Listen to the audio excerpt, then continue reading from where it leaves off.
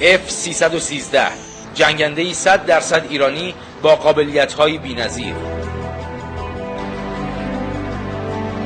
قاهر F-313 فناوری این جنگنده آنقدر نوین است که اسپوتنیک روسیه گزارشی برای آن نوشت و از آن به عنوان یکی از پیشرفته ترین جنگنده های نسل پنجم جهان نام برد.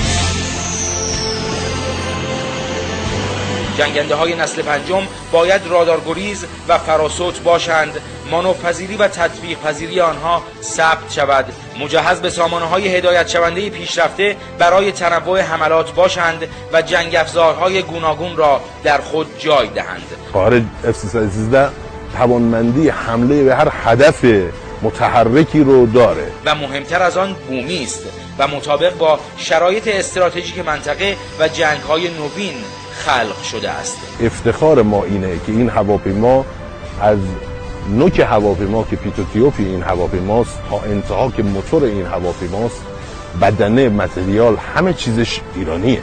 ذهن ایرانی F-313 را طراحی کرد و دست ایرانی آن را ساخت. حتی موتورش ایرانی است. امروز روز آغاز آزمایش‌های زمینی این جنگنده نسل پنجم جهان است. آزمایش‌هایی که با تاکسی روی باند شروع می‌شوند. قاهر F-313 را با هیچ جنگنده نسل پنجمی نمی‌توان قیاس کرد. حتی با F-35 یا F-22 قاهر است، چرا که برای نخستین بار جنگنده‌ای می‌تواند در ارتفاعی بسیار پایین از سطح آب و خاک و با سرعتی باور نکردنی اهداف را یکی یکی رصد و منهدم کند.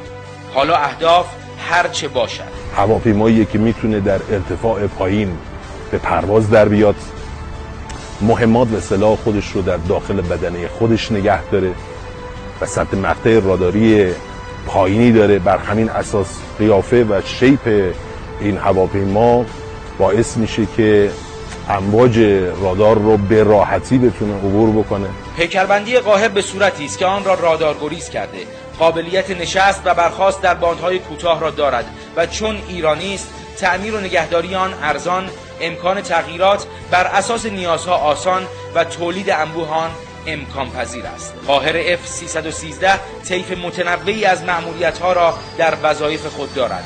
مأموریت‌هایی چون شناسایی، گشت‌زنی، مراقبت و پشتیبانی نزدیک.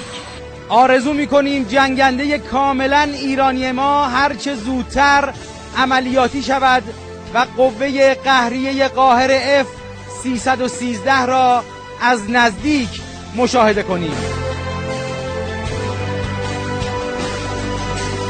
کمی آن طرفتر از قاهر بالگردهای گوناگونی کنار هم با افتخار ایستاده‌اند.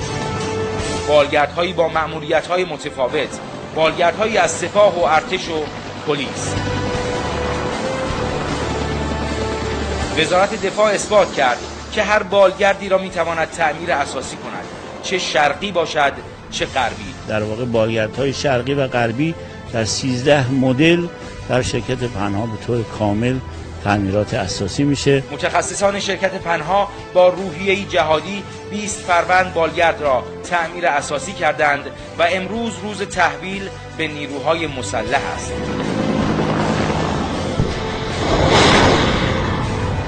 نوبت به موشک فکور 90 رسید. موشکی هوشمند هوا به هوا، موشکی با راداری رهگیر برای انهدام دقیق انواع جنگنده ها. فکور 90 موشکی با برد متوسط است. سرعتی مافوق صوت دارد و هدف را تا انهدام تعقیب می‌کند. طراح و سازنده این موشک بومی سازمان صنایع هوافضای وزارت دفاع است. فکور 90 را همه جنگنده‌های شکاری به ویژه F-14 به خدمت گرفتند. دستاورد دیگر پهپاد تاکتیکی مهاجر 6 است. پهپادی که هم رزمی است و هم برای شناسایی و مراقبت به کار می رود. شعاع عملیاتی مهاجر 6 گسترده است با مداومت پروازی بالا. موشک‌های رهگیر و نقطه زن را با خود حمل می کنند. انعطاف پذیر است، یعنی عملیات متنوع در شرایط متغیر. مهاجر 6 برای انجام مأموریت شب و روز نمی شناسد. از اوج به محیط عملیاتی خود اشراف کامل دارد و در هر مسیری می نشیند و پرواز می کند. مهاجر 6 در رده پهپادهای تراز اول دنیاست. به موشک نسیر می رسیم. موشک کروز سطح به سطح با قابلیت شلیک از ساحل و از دریا. نسیر دشمن ناوگروه‌های رزمی و اسکله هاست. نسیر برای شلیک به سرعت آماده می شود. ارتفاع پروازی آن پایین است. قدرت تخریبش فوق‌العاده و اصابت آن به هدف حتمی است. رادار پیشرفته نسیر به این موشک اجازه می دهد از روی شناورهای تندرو هم شلیک شود. پژوهشکده سازمان صنایع هوایی وزارت دفاع نخستین نمونه هواپیماهای جت آموزشی بومی را نیز طراحی کرد و ساخت. شرکت‌های دانش بنیان همکاری نزدیک و مفیدی در طراحی و ساخت این طرح ملی با وزارت دفاع داشتند. بیش از 500 نفر متخصص در حوزه‌های ساخت، تکنولوژی، طراحی کار کردند به مدت مؤثر 7 سال. جنگنده آموزشی کوثر که آزمایش‌های زمینی آن آغاز شده است. این پرنده وارد مرحله تست‌های تاکسی خواهد شد انشاءالله. انواع تسلیحات را حمل می‌کند، مأموریت‌های پشتیبانی هوایی را به خوبی انجام می‌دهد و دانشجویان خلبانی از این پس از این جت جنگنده آموزشی بهره‌ای مفید خواهند برد.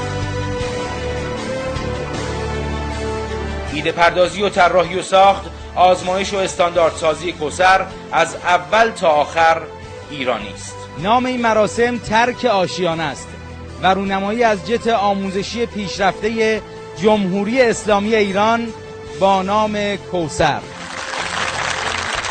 ایمان مرآتی، خبرگزاری صدا و سیما.